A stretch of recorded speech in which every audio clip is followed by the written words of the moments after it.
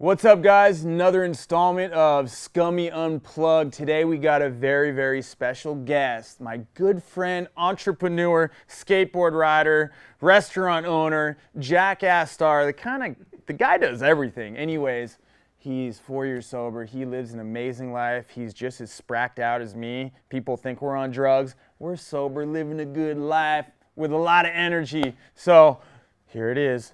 Wee Man, Jason Acuna. Let's go. What's up, guys? We're back. Another installment of Scummy Unplugged for Recovery Today magazine. Today we got a special guest. He's my good friend, but I think I'm going to talk to you more of like we're not friends. I want to hear your story, but we are with Jason Acuna. You might know him from Jackass. You might know him for cooking up some tacos at Wee Man's Chronic Tacos. I mean, you're a man of many things. What are you, I guess, in 2018? You're doing everything, I see. Yeah, I'm doing everything. I would say I have finally, after all these years, become an entrepreneur. Yeah, I think that's kind of what I see. I think a lot of people see that. I feel you're kind of one of the only dudes from the Jackass community that really kind of went that route and is actually doing really good with it. Now I am. I think there were some times that I didn't realize I had the opportunity and I didn't catch the cat by its tail, but after a while I realized it, and once I did, I just rode with it. How did you do that? Was it more like after the Jackass franchise and that's built, you already had a big name before that in skateboard riding, but I'm sure your name really blew up after Jackass. How many years after did it click in your head like, dude, I could really start doing stuff, starting businesses? Probably about after the second or third film it started coming together. That's rad, man. That's huge, dude. How's Wee Man's Chronic Tacos? We'll just dive into that. What's that Chronic all Tacos about? is good. We kind of took the Wee Man name off of it and just sticking with just the Chronic Tacos name because we're expanding. We're branching out. We have franchises that are pretty much international now. And that's part of your deal. That's Wow. So there's 7 of us that are partners in the whole thing, and the original founder and Randy and his partner Dan. And then 4 brothers came in, and myself. Yeah, it's crazy because every week it seems like you're going to a different location, different state, opening up new shops. That's sick. You got to be proud of yourself, dude. Just all the stuff you're doing, but I know you're putting a lot of hard work in. I mean, we talk a lot. You're hustling, dude. You're doing it. I finally come to realize I can go to bed about 10 o'clock, 10:30 at night, wake up at anywhere between 4 and 6, and I can get a good day done. Dude, that's rad. And stay busy. Just that's keep myself busy. So, I know the reason why I'm here. I lived a kind of crazy lifestyle, dirt bikes, all that stuff. I think your lifestyle, skateboard riding, extreme sports, kind of the same deal. On top of that, I think the icing on the cake was the Jackass stuff, which was almost as gnarly as skating. I mean, how do you think it was? Like some of the stunts you did? Because how long were you skating before Jackass? I've been skating since I was like 9 or 10. But professional, probably. Since I was 19. Dude, that's crazy. So, and then we didn't start Jackass till I was about 25, 26. Okay. So, skateboarding, we'd go on tour everywhere. I'd go to Japan. I'd go all over the country. We'd be in minivans for like 40 days straight, out on the road, different hotel, different skate shop, doing demos. Just living the life. It was just rock and roll life ever since I was younger. I think with that type of lifestyle, I think for me, drugs, alcohol, it blends in really easily because you don't have like a 9-to-5 job. You're not going to go with your boss. You're not. You can do whatever you want. Yeah. Was it at early stages in skating? Did partying really hit you? No, partying hit me a little bit later in skating. I was more trying to just stay athletic and keep skating and do good. Progress. Yeah, my partying started more later after kind of the fame of Jackass. But nobody really knew it. Only people on the road saw it because after the Jackass fame, the little bit of money came in. It was like I had nobody to answer to. I had nobody to check in with. I didn't have a job to clock into. I was my own boss. And so at times I'd be like, well, let's just go away for the weekend and get paid for it. And what do we do to kill time? We'd party. Yeah. I never experimented in drugs or anything. I was just a straight boozer, and I just drank whatever. Like, oh, we're all drinking beers, drink beers all day. Oh, we're taking shots, take shots. And this was like Jackass 1 when Jackass came out, the original one. Was it not much Not then. really? No. It started a little later, because after Jackass 1, it was kind of still skating time and stuff. How was it after like Jackass 1 and like you guys saw how much that blew up? Did it kind of take you guys by surprise? Oh, yeah. It totally did, even after the TV show came. When we first did the TV show, I was still going on skate tours. Yeah. And first season in, we were about 3 months into the show. Yeah. And I went on a tour in Japan for Grind King. We did some tours. And, I was still just being me and still with the, normal skate dudes. We were just on tour. Yeah. And people were running out of shops, like, yelling my name. And the guys then were like, dude, it's over for you now. Like, you're famous. Like, people are, like, freaking out here in Japan. And this, this shit just hit the market. When did that merge off where, like, maybe skating wasn't really number one and did you more focus on the Jackass stuff No, at that point? it never changed. Always skating at Always heart. skating at heart and, always doing my thing. But still did Jackass stuff just because, people knew it and saw it. I mean, It was more for the mainstream, you know? It's just like the reason we did it. We were putting out skateboard videos with Jackass stuff in it, but it was outselling other skate videos. Yeah. So what we knew the mainstream consumer was buying. They were buying it to see the fucked up shit we were doing. So. Everybody loved it. Everybody, dude. I mean, I can go on for days how much I loved all that stuff. When did it become a problem? When did drinking really start to somewhat take over? It became a problem when life was in neutral for me. What do you mean by that? When we weren't filming and skating was just kind of just cruising, it was like, what do you do, to kill time? So that's when it became a problem because it was a time killer. And we're out here on the road. What are we doing? We got time to kill? Start drinking. Because I remember you and me did Warped Tour together. Yeah. And that was such a rad time. That's like living on a tour bus. Yeah. Rock and roll tour for 3 months living on a bus. Yep. And for me, when I got home, and then all my buddies are like just hanging out, and like it was so hard for me to come home and like I kept the party going. It was hard that downtime. Yeah. Living such a rock and roll lifestyle, and then it just ends. Yep. And I guess where I'm coming from that is that kind of what you mean by that. Like you, dude, all lights are on you, autographs, everybody's about you. Then kind of when there's downtime, like what do you do? That adjustment's hard. Yep. A lot of people. That's where I'm saying, like, I should have figured out trying to be a businessman then. But instead I was like, oh, what's the easiest part? Go to the bar. Go, like, hey, everybody, when you're hanging out a little and you skate a little and you're done, let's go drink. Let's go eat and drink. Yeah. When did it, like, really become a problem? Did people call you out? DUIs? Have you gotten in trouble or never gotten in trouble. Like, so many times I should have been in trouble. Like, we'd be out, like, Thursday, Friday nights at different bars and clubs, breaking shit, causing havoc, pissing people off. I'm sure you got out a lot of trouble, like your name, right? Got into a couple fights, like, full-on brawls. Vegas. Wow. We were in a bar, 3 of us, and 5 dudes. It was a 5-on-3, and, like, 4 stand-up tables just got blown off, like a tornado came through and nobody even knew what happened within like 3 minutes. Everybody's like panicking, cops are there, and all that happened was go to your room. No way. And then and then the next day was banned out of the hotel.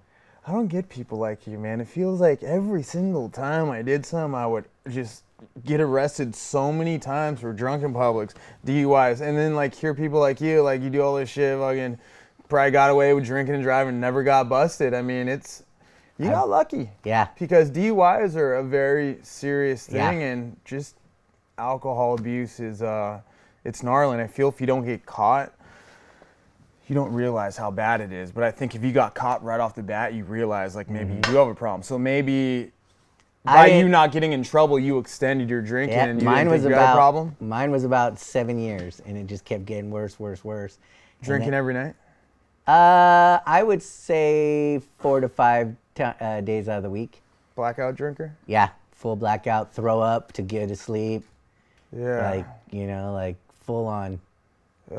Yeah. I don't miss those times. I do not miss those times. I tell people, like, once you get sober, it's fucking so rad. Like, you go out to parties and you watch everybody. And it's funny, my wife, gives me this analogy. And it's true, like, how when you're drunk, you turn into babies. You really do. we used to say you mumble, it too. You throw up, you can't walk, you turn into babies. You don't want to go nowhere, you don't want to become heavy baby. Yeah. Like, I'm not leaving. Heavy baby, you turn babies. But I think, the best part about sobriety is, you go to clubs, and you just watch everybody. Like, everybody, I love you. Oh, dude, you're so sick. Fucking just so much bullshit. And then you just see everybody go down, and you're still ready, firing at all levels, and you wake up feeling like $1 million and, the hangovers. Ugh. I love being sober. I know you love being sober, but I know you and me talked how bad it really got. I know you went to the hospital twice. First time I was out, just drinking, crazy life, mixing everything, and then woke up, tube down my throat. And this was October 2013. Took me a little bit. I thought, okay, tried it again. Ended up back in the hospital February 1st, 2014. And that's when I then, the second time, realized it. Wow. Yeah, the first time everybody's like, okay, it happened, learn your lesson. Mm-hmm. But of course I didn't. And it took 4 months again. And then I did. Did you go to rehab? Nope. I straight cold turkeyed it myself. How'd you do that? I think I have this drive, ever since I was a kid, of people telling me no. Mm-hmm. I would say, fuck you, I'm going to do whatever I want to do. That's right. So I kind of think it was the same thing with that, where I was like, oh, fuck, I'm going to do it then. That's gnarly. Not a lot of people can do that. That shows what kind of person you are. It took me twice, though. Yeah, but for a lot of people, it takes a lot longer. It takes fucking relatives dying, going to jail, or, just a lot of shit, so you did it. That's crazy. Where was this when your good friend Ryan Dunn died from drinking and driving? Was this before? No. Oh, yeah, this was before. So, yeah. Seeing those guys go down, I'm sure, the same path, did you ever have talks with those guys about trying to sober up? I know Steve-O is pretty bad now. It's kind of every man for himself, huh? Mm-hmm. It's always kind of been every man for himself, because we pretty much, we would see each other in certain almost worse aspects. And do you look back now that you're sober and maybe kind of wish you could have helped him maybe get sober? Or maybe talk to him about how rad sober is? I have that problem with a lot of my friends that have died. I wish I could have helped them, but I didn't, and I live with that shit. So I don't want to live I don't put it on my shoulders or anybody's shoulders, anybody from the group either. Yeah. That you can't change what happened, and we were all in the same situation. Yeah. Living that same It's just lifestyle. It's like guys in a band, and one guy fucks up in the band. It's well, the whole band was always around him, Yeah. You can't hold things happen for a reason. They do. It's crazy. I know you're helping out Bam right now. I know he's in recovery, going through a program. I know you're helping him. It's rad seeing. I'm trying to not. I'm being there for him, but I'm not trying to mother him.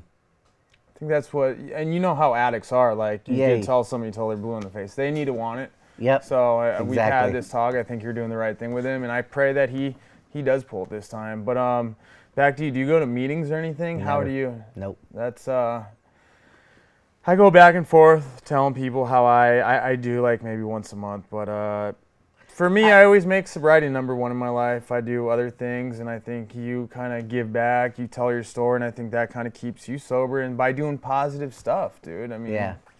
I mainly just skateboard as much as I can. And that's kind of your therapy. Yep, exactly. That's rad. It's my therapy for everything.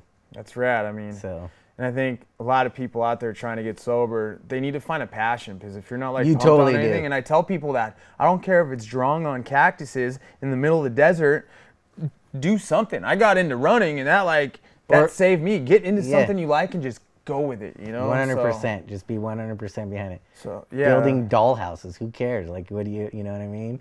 Going down collecting Star Wars figurines. At least you're spending your money on something good. I like it. That's another thing. I've You know been what I saving a lot of money sobered up now. That's another Oh, thing that's too with getting crazy. sober. You go out to dinner now, and it's like 1/4 the bill. Yeah, have you added up? Have you done that? I No. know in my rehab you added up the money like on No. drugs, and I probably would have been a millionaire right now. A lot of it was free for me, and that's when it sucks too.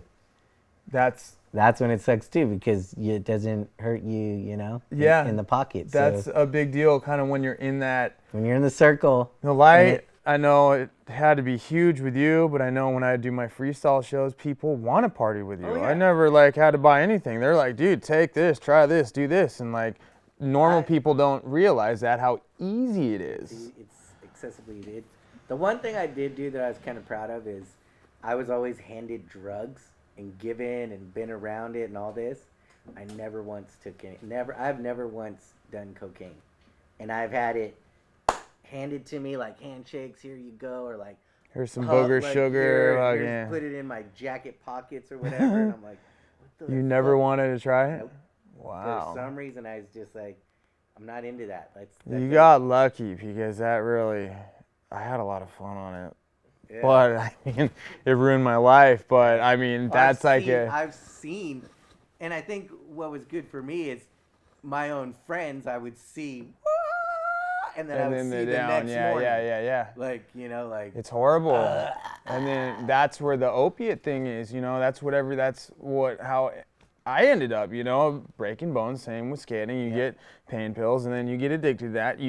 They're too expensive, and then you go to heroin. But you know what? I broke my back. I broke my femur. I've broken multiple bones, and I've been given Percocets, like the gnarliest drugs. Yeah. And I'm like, I love those. Loved. Yeah.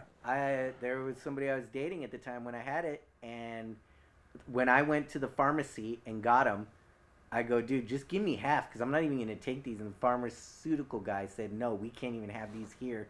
You have to take all of them. Give me 90. Wow. In 1 week, I took 6. I counted. I knew each time. It was right after my surgery. That's crazy. And I had to go on a trip. I was gone 5 days. I came back. 40 were missing. And the chick I was dating at the time was she's like, dude, I was doing it over the toilet, and they just kind of fell in the... She's like, I thought I just did a couple. And I straight counted them. I'm like, you fucking did 40. You did 8. And, I'm like, done. Not even like a couple, just straight in the 40s. And then as soon as that day, done. Bye. Yeah. Out of my fucking life, out of my house. Yeah. I actually remember that story. That's crazy. Dude, you have a lot of willpower, because... I don't know. I think a lot of people, when you take pain pills, just the feeling you get, it's kind of... Yeah, but I didn't like the after feeling. Really? Yeah, I never had that. I loved every part of it. No. I vacuuming my house a million times during the day. Yeah, but the numbness. No, I get it. But there's that every single drug, from weed...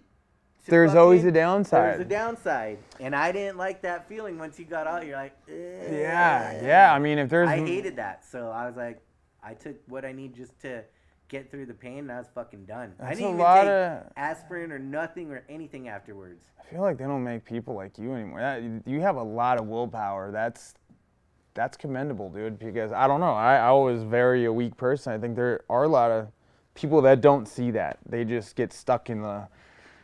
high level, let's watch some movies, let's melt in the couch, and then just keep that going, and then you just forget about the real life, and then you're a full-blown drug addict and end up in rehab. Yeah, that's gnarly, man. I mean, yeah, wish I could have been more like you and a lot of other people. What do you got to tell people out there that are watching this? Because a lot of people are watching this to try and get advice. How to get sober, you know? I tell people the only advice I can say is get yourself a hobby. Like, seriously.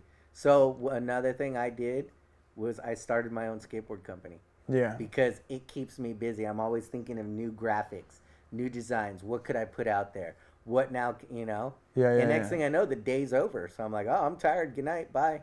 And I don't need to go, well, I didn't do nothing. Let's go to the bar. Or, oh, let's have a drink. Or I'm just so that's Wee Man level. That's yeah, but you gotta come up with the Star Wars thing. Let's just go to the mall. All right. Them. Go to comic books. Yeah. Spitting everywhere. Comic books. Go collect and save and Make an investment. Yeah, no, I feel you. I still feel that, like, if you're gnarly, that you make it sound really easy, but it is really that easy. But first, like a good rehab program, but that's how it is for you. Yeah, that's how it is. Yeah, I'm not sugarcoating nothing or anything. Yeah, it's just the way it is.